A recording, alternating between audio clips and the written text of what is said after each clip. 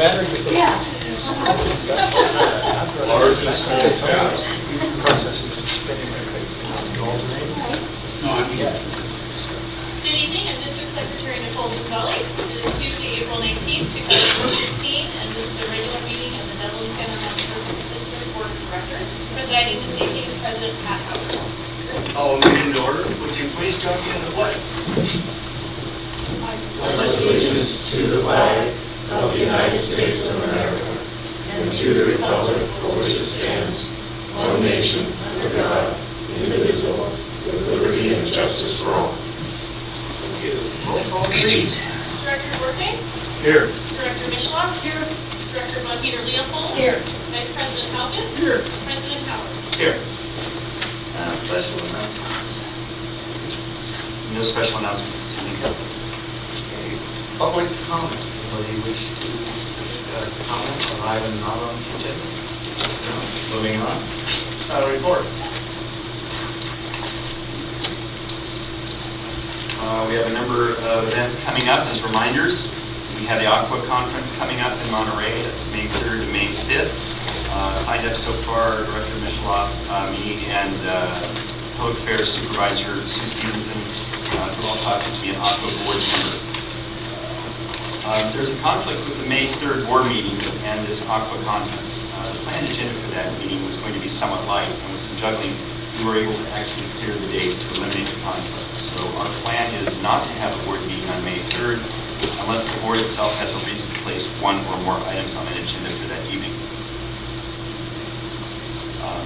Tomorrow, the Dublin Chamber of Commerce is hosting Mayor Hubbard's State of the City Address at Shannon Center. The networking starts at 11:30 and lunch starts at 12 noon. DSRSD has sponsored a table, and key staff and Director Von Peter Leopold can sit if it's your DSRSD table or wherever you'd like. The table is available with our name on it. The M. Gallagher's Retirement Barbecue is on Monday, May 2nd. It's at 11:30 at the plant. 3 board members have RSVP'd so far. Previously, you received correspondence from the State Special Districts Association asking for nominations to serve on the statewide board. So tonight is kind of the last call for interest in participating in that. If there's no interest by midday tomorrow, we will not submit any names. But note that DSRSD already has significant representation in our 2 local chapters, the Contra Costa chapter and the Alameda County chapter, with Director Von Peter Leopold and Director George serving as directors at large on those respective local chapters. And then lastly, Director John Coleman at East Bay Mud is giving a briefing on May 26th. And we may have passed out a flyer on that this time.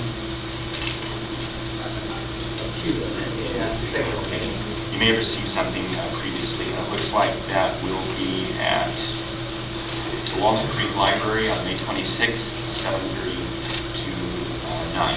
And it's talking about things like climate change, East Bay Mud's water conservation and drought report, talking about some pipeline rebuild, infrastructure renewal, some innovation and technology at East Bay Mud, and a state water board.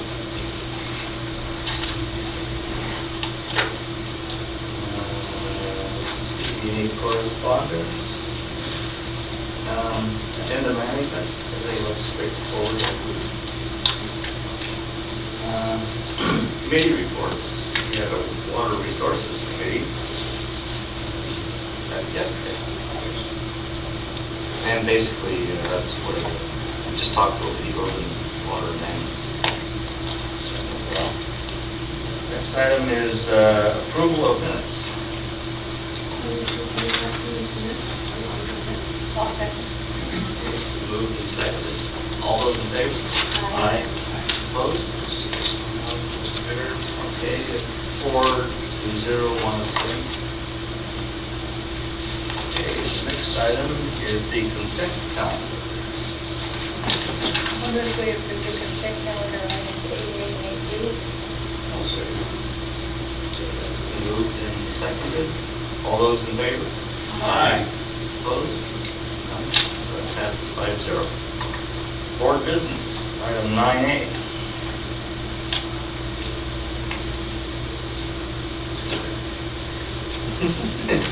Don't look at the screen, don't look at the man behind the curtain.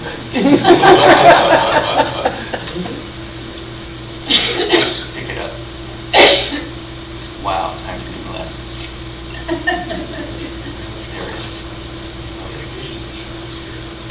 You're not retiring a moment too soon.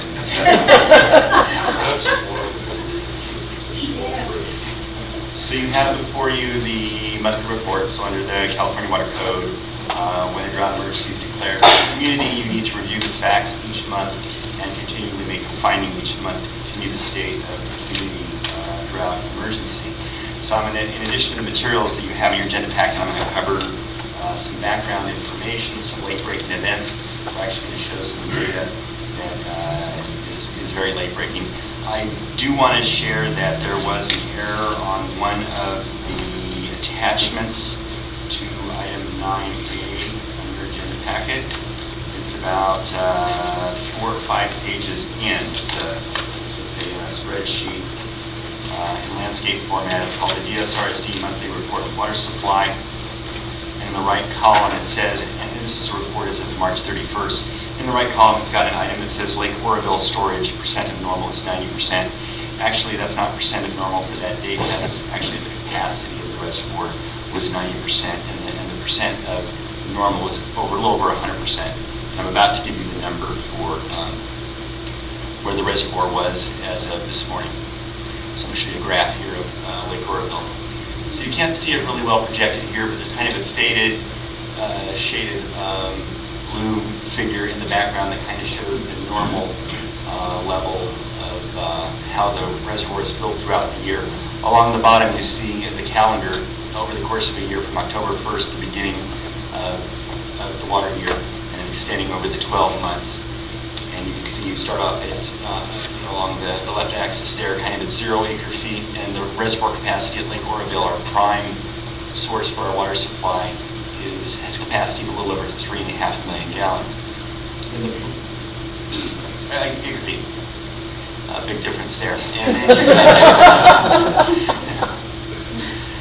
And then you got the blue line, which shows the level of the reservoir, and you can see that as of October, it was about 50% of normal at that point back in October, and we went through the winter and we kind of stayed until late February. We were around 50% of normal, and then we started seeing some of those good January storms, followed by a couple of good events in March, and you see a steep escalation in the level of the water. And so where we're at now is at 118% of normal for April 19th to date, typically, and we're about 93% of the capacity of the reservoir. So that's all good news. But I also now want to go on to a graph, and this shows you 12 of the major reservoirs in the Department of Water Resources system that serve both the State Water Project as well as part of the California Valley Project. And you see kind of in the upper right there, the northeast part of the state is Lake Oroville, and you can see the bar charts there. And the blue is how much it's filled with water, and then you see the tan area showing how much of the reservoir is empty for each of the 12 reservoirs. You also see a red line on each of the 12 bars there, and that shows what the historical average is for this date for each of the reservoirs. And as you can see with Lake Oroville, it's at 118% of normal. There are 2 figures under each of the reservoir names. The one in blue is the percent of total capacity, 93% for Oroville, and to the right you see the red number for each reservoir, percent of capacity to date, and as you can see for Oroville we're at 118%. So you look at Oroville and you look at the Shasta and you say, oh, that's wonderful, those large reservoirs are nearly full. And in fact, Oroville has been spilling for the last 3 weeks, just as a flood control measure. So the reservoir level is continuing to go up. If we just go back real quick, you see, even for the whole month of April, the reservoir's been draining, but the line is still going up. That's how much water is coming in, and it's coming faster than they can drain Oroville, or that they choose to drain Oroville. But another key reservoir on the State Water Project, and it is south of the Delta and south of us, is the San Luis Reservoir, and it's kind of in the middle on the left side, the San Luis Reservoir. And if you look at the graph there, you see that bar chart, that it's a little low, it's about 55% of normal. And that's another key reservoir for all of the state water contractors, all 29 contractors. And that reservoir has not been getting filled. And the reason for that is because of the problem with the Delta. In fact, the Delta is not fixed. So there's a lot of water up in Northern California because of environmental constraints. They're not able to release some of that water through the Delta, counter to natural flow, and pump it southwards, which is reverse of the normal direction in the delta because of environmental restrictions at this time of year. In fact, already since January, 500,000 acre-feet of water that could have been captured and that a decade ago would have been allowed to be passed through the delta would have been collected at San Luis. The San Luis Reservoir would be almost full if not for that. And to give you a sense of scale, what is 500,000 acre-feet? Well, the Tri-Valley's proportionate share of that is 10,000 acre-feet. That's 20% of the full Tri-Valley's water use in a year. That's 20%, right after great drought, of the water that has just gone down to the bay because it cannot be brought through the delta right now. So that's kind of good news, bad news. Lots of water up in Northern California, but there are reservoirs in the southern part of the state that could have been filled, that would have been filled a decade ago, but cannot because of the broken delta situation. So some information from the Department of Water Resources. So they're looking ahead at how much water they plan to release throughout 2016. And they say of our local Table A share of water, actually all of the 29 contractors' share of water, they will release 45% of that contract amount. So there's a theoretical maximum amount. And 45% is a little normal, a little lower than an average year. And they're saying 45% as of now. There's a chance that number might be increased one more time later this month. We're waiting to see. So what does 45% of the Tri-Valley's contract Table A number mean? It means about 36,300 acre-feet for the valley. So what does 36,300 acre-feet for the valley mean? You see at the top kind of what our actual demands are. So in 2015, the actual demands, so we're in conservation, the Tri-Valley needs 31,000 feet of potable water. And if you look at what we submitted, all the retailers collectively submitted in the Tri-Valley for water demands, and this would be based on more than a normal year. This is being really conservative. What's the most that we could use if demands bounce back completely and immediately? That amount would be 47,900 acre-feet. So again, the State Water Project water that's going to be available this year to us here in the Tri-Valley is 36,300 acre-feet. The conclusion is the State Water Project alone can meet our water demands when we're in a state of conservation, 36,000, more than 31,000 acre-feet. It could even meet much of the non-drought demands if we weren't in a period of conservation. So now I'm going to give you a preview of Zone 7's annual review of water supply for the Tri-Valley. Zone 7 is getting this report at their board meeting tomorrow night. But we're really good here at DSRSD, so you get it a day ahead of time. Here's my take on their study. Their agenda packet's out, and I've summarized from their agenda packet. So the state yield, as I noted, is in 2016 we're going to get at least 36,300 acre-feet here in the Tri-Valley. The yield from Lake Del Valle is anticipated to be 8,000 acre-feet, a little more than an average year from natural runoff at Lake Del Valle. And they have a couple of other minor sources of about 800 acre-feet. So you see the total current water supply. So this isn't drawing on storage. This is just supplies available to us, flowing, kind of income coming to us this year, 45,000 acre-feet. And our full demand, if we had no conservation at all, our demand would be 47,900 acre-feet. So the conclusion is Zone 7 could meet Tri-Valley needs in, that says 2106, which is a 2016, without drawing down the main water, groundwater basin, without drawing on Kern County water banking, without using state water, carryover water. So looking at not how much water is coming to the Tri-Valley this year, but how much do we have stored in various places around the state and locally. So you see two columns there and different water sources. You have spring 2015 numbers. This is from the Zone 7 report a year ago, and then the spring 2016 report that the Zone 7 board will receive tomorrow night.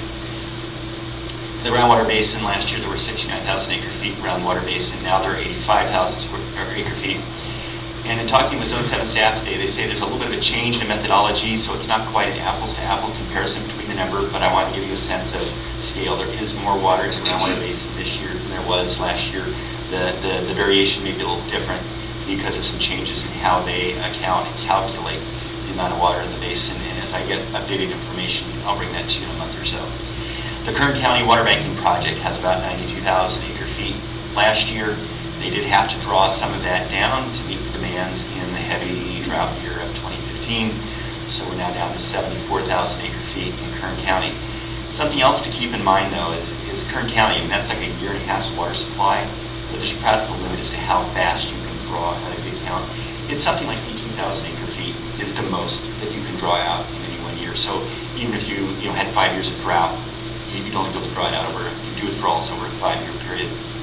State water carryover, there's been an increase of a small amount in that amount. Telehealth carryover went down a little bit. And you see the total storage is about the same between a year ago and this year. So the conclusion is, despite the 2015 drought, and with a near average winter, not a spectacular winter, but a near average winter, total water storage held steady in aggregate as a result of our conservation. So Zone 7's conclusion in their report is they can fully meet all of the demands in 2016 and 2017, even if drought conditions return next year. And the State Water Resource Control Board is going to meet on May 3rd and consider their actions on the statewide conservation regulations. So the governor has asked them to take a fresh look at that, and we'll see what they come out with. There's a variety of options. They could leave the emergency regulations in place as is. They could impose more lenient regulations, or they could withdraw the regulations. The Allegheny County Water Association, of which Zone 7 or DSRSD is a member, has submitted a comment letter to the state board, and they recommend rescinding the mandatory conservation regulations and leaving the voluntary reductions in place. So staff's recommendation on this item, both for this report and in your packet, is by motions to accept the water supply and demand report. And secondly, to give direction on future monthly water supply and demand reports. And what I'm going to suggest to the board is, given the state of all the data in the state and improving conditions, perhaps it is not useful to continue providing to you the monthly water supply and demand reports. So we're kind of out of the woods on that. If the board feels that it's important to keep getting that report, we'll keep providing it. But I would say if the state board, even on May 3rd, continued the drought emergency, or at a lesser extent called for that, that in and of itself alone would serve as the foundation for us to continue our community drought emergency. So if the state continues the drought emergency, we'll be mandated to likewise continue it. We don't really need other data to build that case for continuing the emergency. So I'm suggesting not providing some of the data on the water supply and demand reports unless something unusual happens.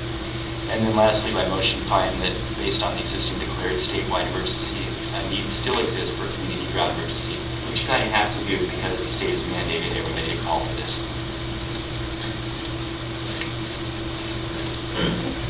Question?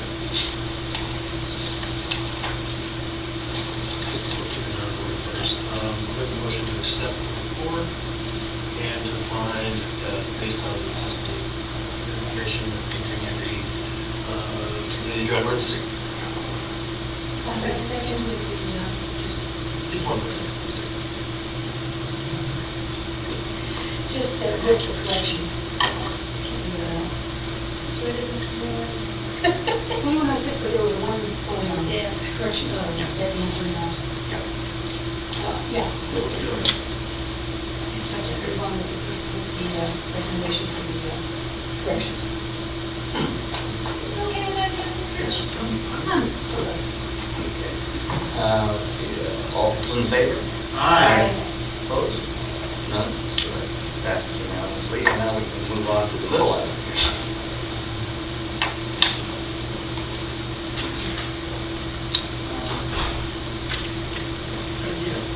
Staff time isn't free. They've already trimmed it from what was getting really repetitive. Personally, unless the state, and you can't create, it's information that can't act on anyways, you can't not do it. So the state is there, so I propose we just keep bringing it with very minimal report until the state makes a change, and we'll have to get data.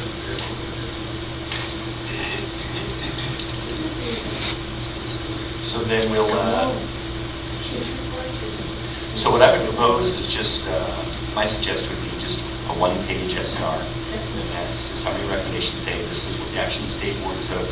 And if the state board says the statewide drought emergency is still called for, then the recommendation is that you likewise, as you must, call for an extension of the local community drought emergency. If the state makes a change, then we yeah, if something changes, we'll bring back, more information, but if we could, I'd like to streamline the information we bring. I was, having just been to San Diego, there's a lot of pressure building from some of those sunnier agencies to get the safety back off under the Pierce House.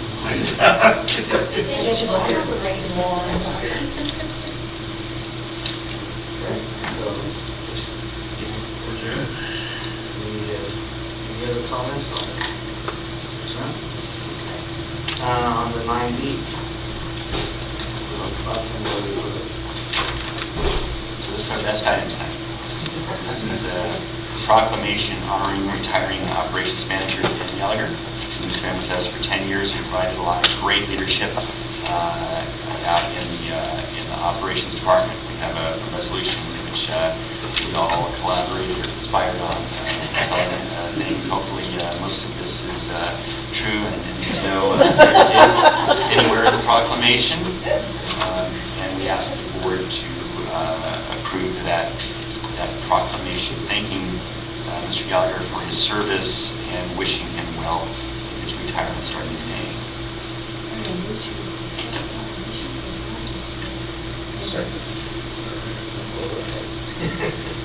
All those in favor? Aye. Opposed? None? That's unanimous. And yes, Dan, we Pretty good list of warehouses. get this done. It's right there, yeah. Okay. Are we doing a photograph thing? No, we don't do grip and grip. Oh, you don't. Grip and grip. At least do the. Does anybody have like an iPhone? I mean, come on. I do. Do the handshake. Gotta do the. Okay, I'm gonna. Do it yourself. Public affairs. Now, repeat that answer. A little bit. Okay. One little guy's being photographed this right now. Shutting down.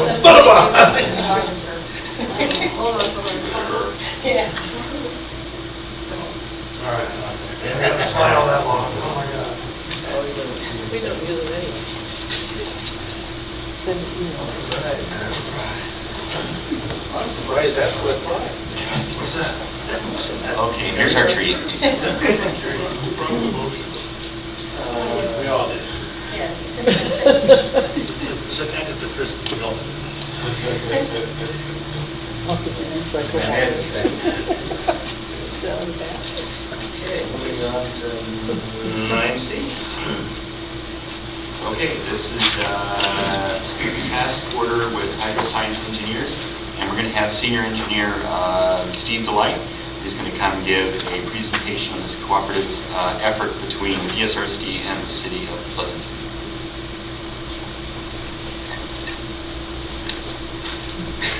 President Howard, members of the board. So, as Dan pointed out, we are here tonight for a quick presentation on the Tri-Valley Intergovernmental Reciprocal Services Agreement, which is an outstanding initiative to further the cooperative efforts between the agencies here in the Tri-Valley. Essentially, the city of Pleasanton reached out to us because they're working on their recycled water project, getting it off the ground, where they're putting in about 50,000 feet of pipe throughout Pleasanton. When you're starting a new program like that, you have to get an individual engineering report done for each site that you convert, which is no small feat. So anyhow, they've been trucking right along. They put in a good chunk of the pipeline. They're ready and starting to hook folks up, and they need these reports done. They knew that with our Western Dublin expansion that we had hired an engineer that specializes in recycled water conversions of the actual sites themselves. So they reached out to us to see if we would be interested in using the Tri-Valley Intergovernmental Reciprocal Services Agreement in order to streamline their process of getting the consultant on board. From the time we said, sure, sounds like a great idea, we arranged a meeting with Pleasanton and the design engineer, got together, they came up with a scope of work pretty quickly, and put together task orders, and here we are today, because the task order is right at $100,000, which is And we're moving forward with it. The nice thing is what we've done with this is we've taken a process that could be quite long for Pleasanton and turned it into a 6-week from them reaching out to us being here today. So we'll be able to start right away. The nice thing about it is, like I just said, we saved a lot of time for them. Little to no actually this or that I recommend that we do the next one.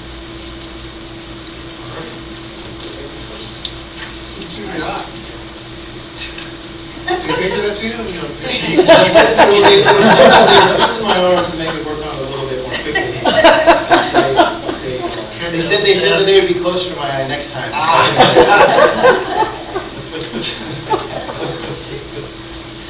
It's nice to see that there's agreement to work out like this, because this is a perfect example of how to use it and take advantage of it. Absolutely. Oh, and I missed mentioning that Leonard from the city of Pleasanton is here. Thank you very, very much. Big, big help. Good. And henceforth, we should call this diversity. This will be, what's it, task order 1 under diversity. Tri-Valley Intergovernment Regional Services Agreement. Every acronym, next step to be acronized. A little change in the name of the agreement, I'll come with something really good. The first one. Master agreement. Oh, I left the M out. I'll move approval of the task order.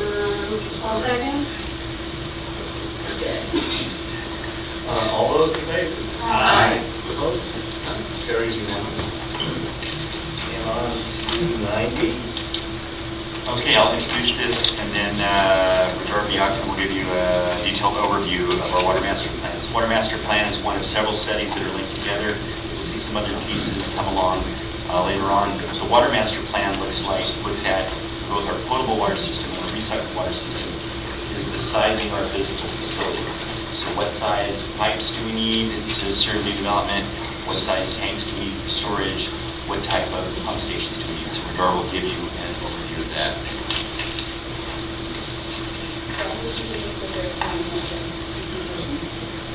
You can line in, hop them on the slides.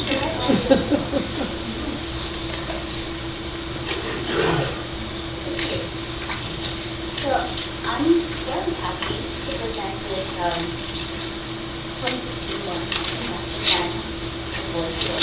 So good evening, President Howard and members of the board. This 2016 master plan, thank you, was prepared in accordance with the strategic plan to integrate master plans for descending capacity levels and complete master plans and implement key projects. West Coast Associates prepared this master plan for us, and Elizabeth Dreyer from West Coast is behind me and will be supporting me here in answering any questions the board may have.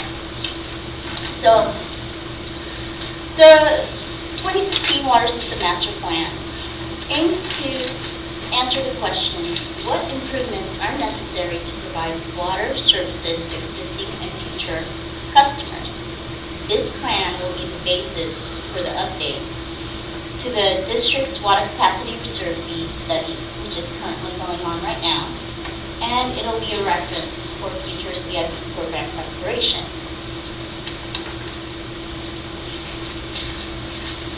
So what's interesting is the last time we did a water master plan was in 2005. And at that time, the service area population was about 45,000. So by 2015, we almost doubled the population of our service area. And we looked at general plans and developments that's occurred over the years and the changes that general plans have that have been adopted for general plans in the future. And we expect that our ultimate build out, we would have a customer base of over 106,000. Our customer base is changing. The demographics have changed. Population density has changed, and even the water use has changed. So This graph, I apologize for this, but you can't see the line here. This represents historical and projected potable water and recycled water demands. And what you see here is, this is what we thought in 2005 would be the potable water demand. Ultimate water demand was going to be about 17,000 acre-feet of build-out. The demographics have changed, and again, I said the water use habits of our customers have changed, and so we actually expect that our ultimate water demand would go down to 15,840 at build-out. And that's amazing, and part of it has something to do with increase in the use of recycled water, but a lot of it has to do with the water conservation efforts that our customers have done. And we also have, show here projections for recycled water. We had estimated that at ultimate build-out, we would have 3,900 acre-feet of demand for recycled water. Now that's changed to 4,203 at build-out for recycled water. So increase in recycled water, decrease in potable water. So, so that affects the sizing of our current facilities and how we run our facilities. And through the study, we looked at our facilities and we determined that our potable water system would need a number of improvements. Our existing potable water system would need 5 emergency generators, 1 at each of these key pump stations, and they're shown here in red. We would need a larger reservoir 10A, and this would replace the reservoir that we acquired from the Army when we did the privatization. Now remember that that reservoir was built probably around the 1940s. It's an odd-shaped reservoir. It doesn't quite work with our existing potable water system, so it's been challenging to operate that with our potable water system. So actually demolishing it and replacing it with one that would improve our operations and meet current and future demands would help us out greatly. We also expect to build a new, or we recommend building a new reservoir in eastern Dublin and a new turnout, which is shown here in yellow, in eastern Dublin to provide services for future development. So we also did a parallel evaluation for recycled water system. And during the time that we were doing the potable water system evaluation, Corolla was doing an evaluation for DERWA. And to minimize duplication of efforts, Corolla was asked to conduct the evaluation for recycled water. And we asked West Coast and Corolla to collaborate and incorporate recommendations in the water master plan.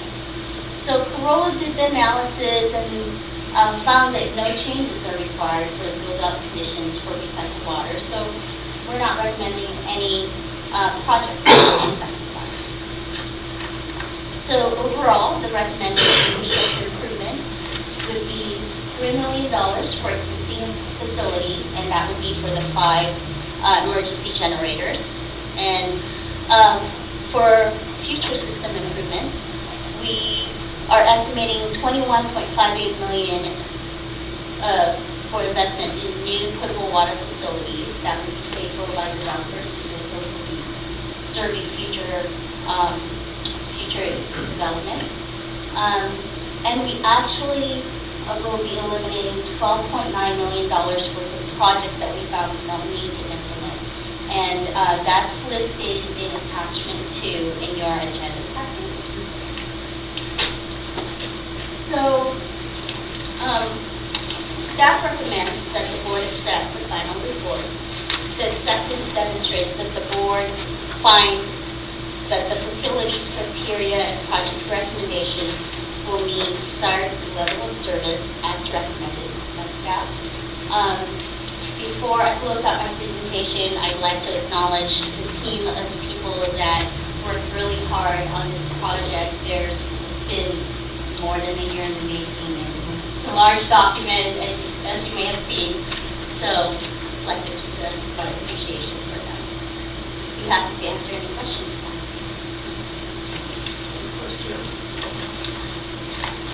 On the new tanks, what's the timeline for?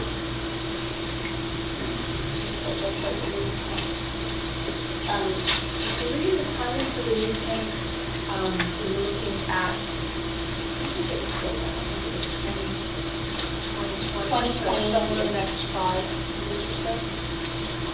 And again, that was based on projected demand growth. So we worked closely with both City of Dublin and City of Vermont to figure out exactly when we thought projects were coming online. So our demand analysis is very specific to the project. So again, if projects get delayed, then that could change the time moving forward. Are they still projecting that 2020 is built out for them, both cities? For Doherty Valley, they're still projecting 2020 to build out. For City of Dublin, it's all the way out to 2030. 2025. Yeah. So if you look at the old graph, we had actually estimated that the build-out would happen in 2020, and that's stretched out. Yeah, I just checked, both reservoirs are listed in the executive summary as 2020. If development continues on the pace that it is, if development slows down, it postpone or the current pace, we'll need to get started on designing in the next 2 or 3 years. Development seems to be going pretty fast. It seems, everybody says that it seems to be going really fast, but don't forget, we started all this in 1987. Yeah. So it isn't going as fast as I would have wanted it to go.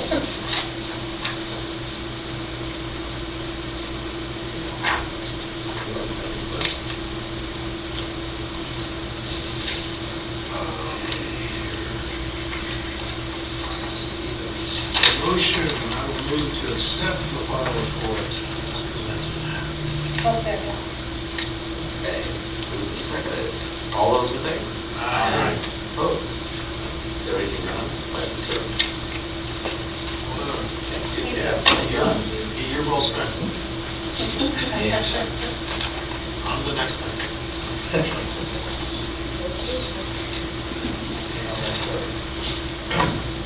Okay, where are we here? 9E.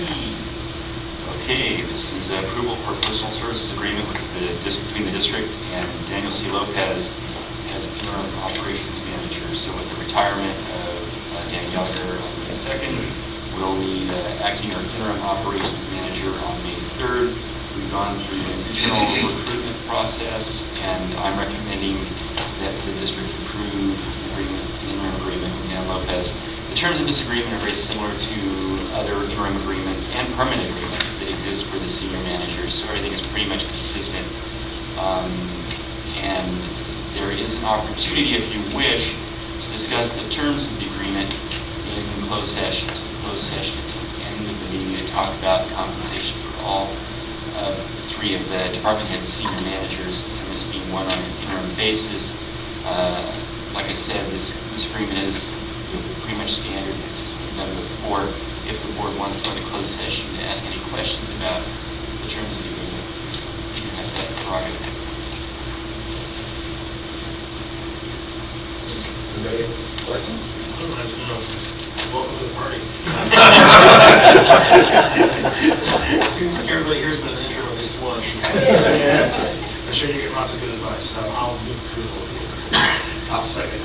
Okay, it's been moved and seconded. All those in favor? Aye. Welcome aboard. You're okay. Does he get to know all about those skeletons? Dan has exactly 4 days to do it. Actually, a week, you're helping the next week. Yes. Oh, okay.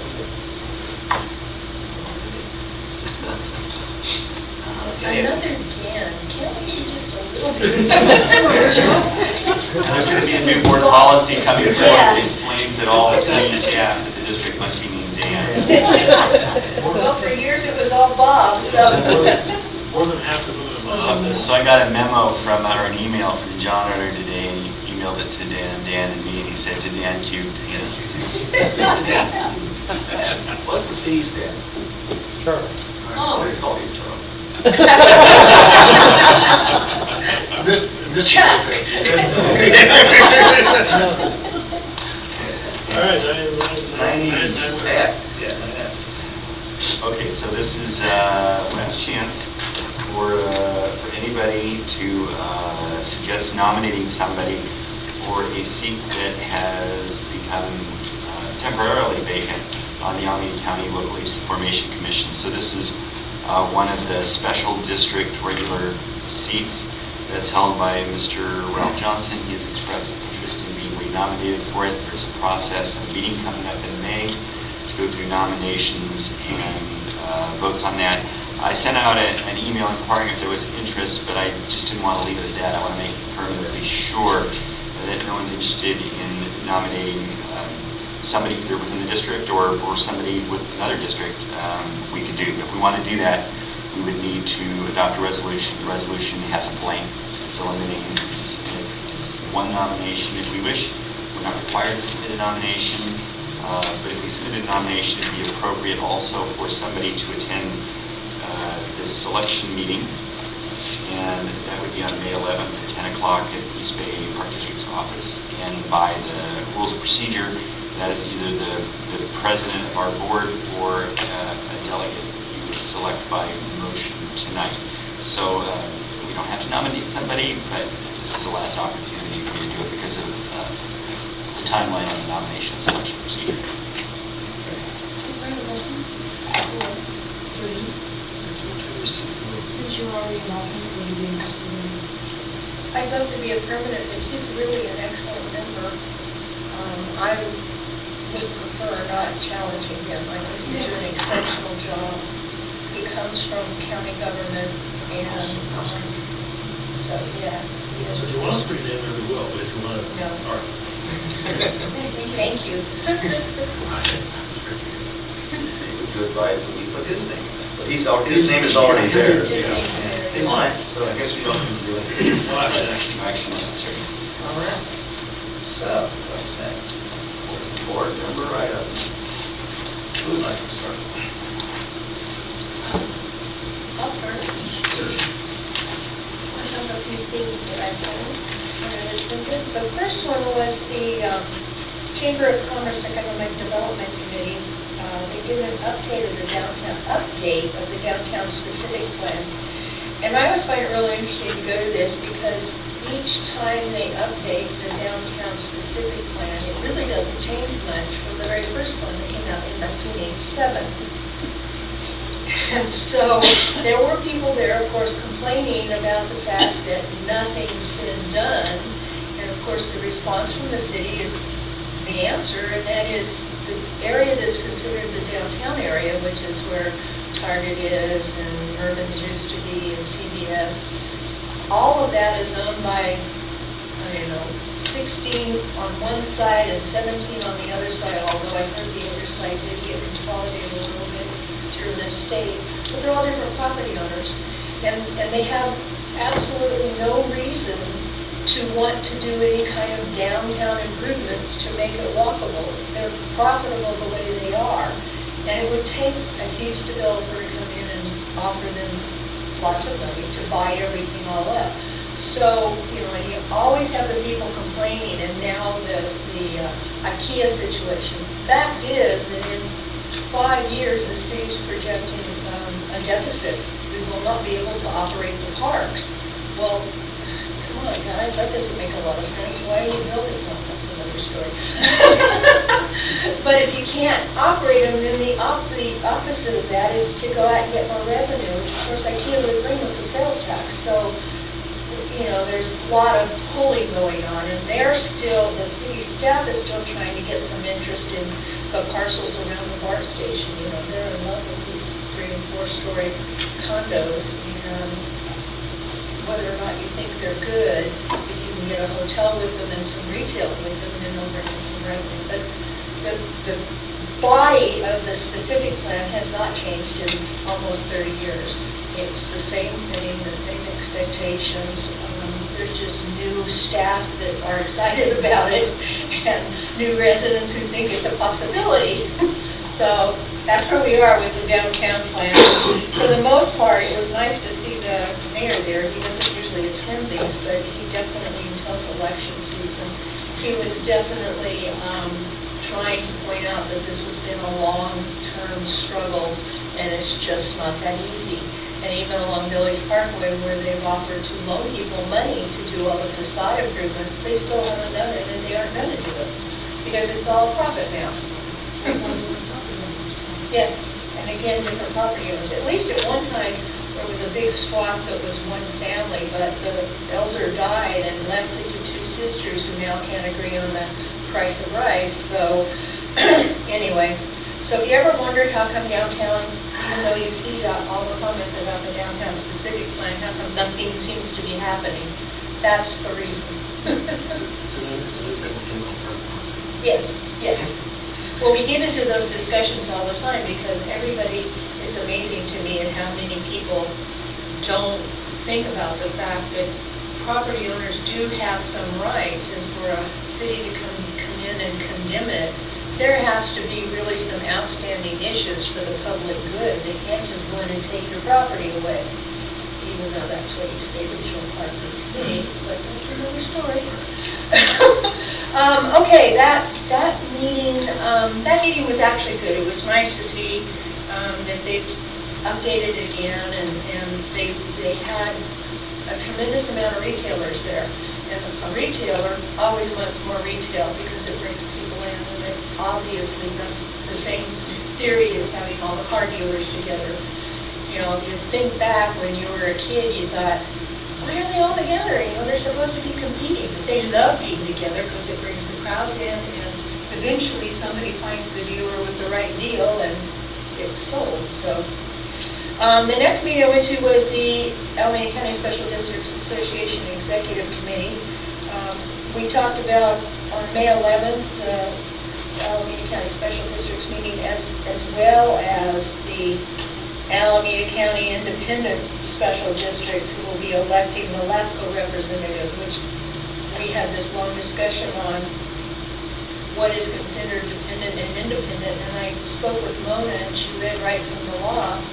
And it is so convoluted that we're just going to go with the names that are listed here.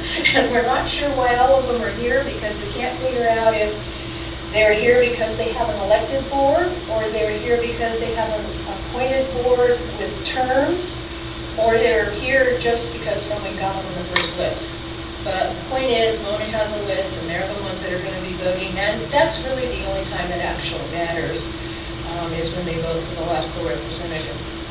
On May 11th, we're going to have a gentleman from the Coastal Conservancy. On July 13th, we're not totally sure who's going to be the speaker yet. We're hoping to get maybe Libby Schaff from Oakland. We'll see. It's going to be at East Bay Mud's headquarters, so maybe so. September 14th is going to be the new emergency medical facility that the county fire has.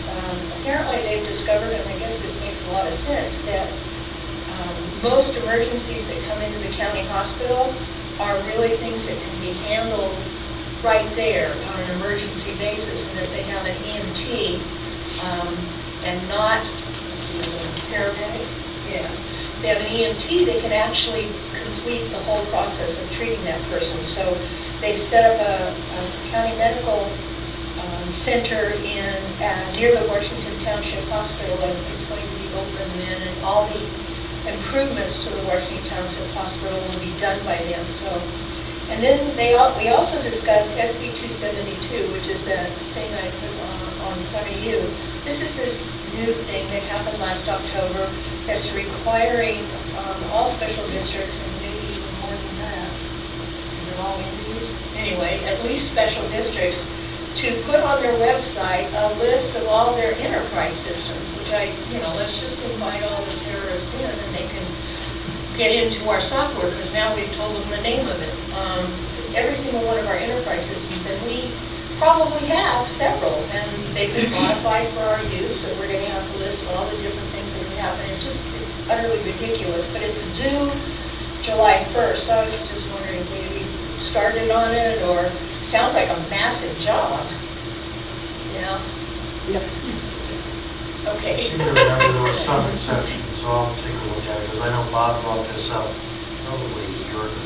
Mhm. Yeah, there was some kickback from them. There still is. I mean, nobody's pleased with it, and they think it is. It's just opening the door to all sorts of hacking.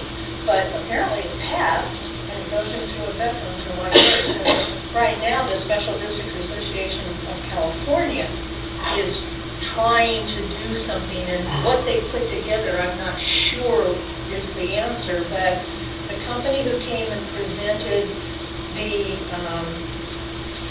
website for special districts that we had set up, they've set up a free place for you to list these. Now, I'm not sure I'd want to list them on a California website. We could list them here, but if we list them here, then that means they could probably get into our internal system. So anyway, I don't like it, but that's what it is. Let's see, we're working on our website, and as you know, there's a position open for the LAFCO seat. And I do want to say that I don't like the fact that I can't vote by being an alternate, but I can participate in all the discussions and be on the subcommittees and everything, so it's not the end of the world to not have a vote as long as you have a voice. So, okay, next was the CASA board meeting. We're working on a new slate of officers for this August in Monterey. And tell you who the committee has recommended. Jason Dow, General Manager, Central Marin; Scott Goldman, Director, South Orange County Wastewater; Grace Hyde, General Manager and Chief Engineer of Los Angeles County Sanitation; and Tracy Minamini, Chief Operating Officer, City of Los Angeles LA Sanitation. This is the first time that all of the 3-year situations have finally fallen into place, and these will all be 3-year terms, and then the board will be finally back on a complete rotation system. And they've done an excellent job, I show this if anybody's interested, of making sure that they have alternated between directors north and managers north, and directors south and managers south, so that the state's covered. The other thing, of course, is there was a briefing on the public policy forum. There's another one coming up, and it's not for CASA, it's for CSTA, I think. Yes, it is for CSTA. If you want to do any legislative update, there's another session coming up. I'm not so sure that I want to attend, and found it a little, as I explained before, a little disheartening that when we spent all that time to go back to Washington DC, we never got to meet with anybody other than their staff. And I know they're busy, but they're busy doing our business. So I think when you have people from your elected area, and they're all elected members of various boards and councils, that you should make at least a half an hour available to actually meet with them. So I'm not sure I want to go to Sacramento if we're going to be treated the same way. I have other things to do. I can write letters and get them read. And let's see, then we have a strategic planning session coming up in September, and the Clean Water Summit. Bobby gave us a briefing of the highlights of that meeting. So along with my tax returns, that completes the month of April. By the way, SB 272 applies to local agencies other than local educational agencies. Oh, So okay. the school districts get on, everybody else is going to do this. Not state agencies, but the states.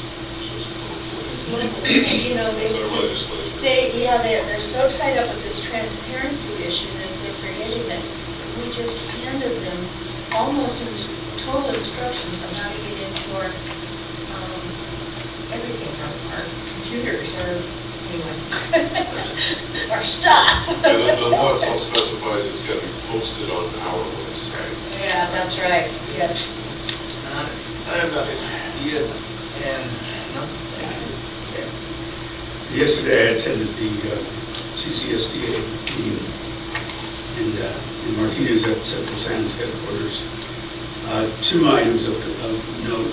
Number one was we had a report from the LAFCO representative, Mike McGill, and for the Contra Costa County LAFCO, they have drafted, or they have a draft policy prepared that they put on their website concerning new rules and regs for allowing LAFCO to oversee the expansion of preservation of agriculture. After he read all the different requirements that that's going to involve, it was kind of interesting to see there's about 35 people in attendance. Quite a few people spoke up, with the main theme being, what about the farmers' property rights? So it is a draft at this point in time. It's on the website. They said it's been on the website for 6 weeks and they've only received 2 comments. So I raised my hand and promised that I would at least weigh in on it. And very much to what you just said a minute ago, regarding property rights. Yeah. Everybody knows how expensive it is to do anything in farming, let alone when there's no water. So they're having trouble getting loans to guarantee put their crops in. They may not have a crop. And the argument goes on. So I think it behooves everybody to be aware that these types of well-intentioned plans sometimes are just a little bit too much overboard. That's my personal opinion. We have one in the county with the current policy in Alameda County that's preventing someone from putting a barn on their property because that's not preserving agriculture. And meanwhile, they need the barn to protect the sheep, I think it was, that they were farming. It's like, okay, come on, it's gone a little too far. It's a classic case of, I think, big government getting bigger. It's not healthy.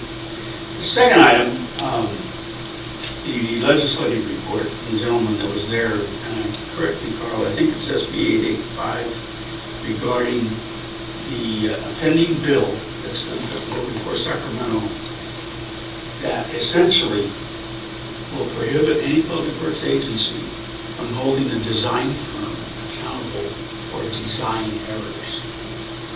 And it limits the damages to the amount of their fee. So if the plant doesn't work, or the building falls down, or whatever, that service, that engineering or architectural service, design service provided, and the product doesn't work because of the design flaws, we can't hold them responsible for that. We have one right here in town. The School of Imagination has an elevator that doesn't quite go to the second floor. And Steve Lockhart, as a member of the board, has been fighting it in Sacramento with the contractor's licensing board because he feels the builder or the engineer or somebody should be responsible for it. Well, I weighed in very heavily on it. No one else commented on it. And of course, you all know me, being a contractor, I immediately said, we don't have any problem holding contractors liable for everything. Everything. Trust me, I've been there. And I said, the idea that we as an agency cannot hold a designer liable really stuck my craw. So after I finished all my comments, he pointed, he says, Ed, we're having this legislative conference in May. We want you there so you can comment on this. Guess where you're going? That's my report. All right, well, I have nothing. So now we move on to item 11, closed session. Let's see, at this time, the board will be going into closed session, and so we do not anticipate that there will be a report of closed session, but if there is, we may find out about that from the secretary during regular business hours. The closed session is described on the agenda as item 11A. Attendees as listed. Good enough. Thank you.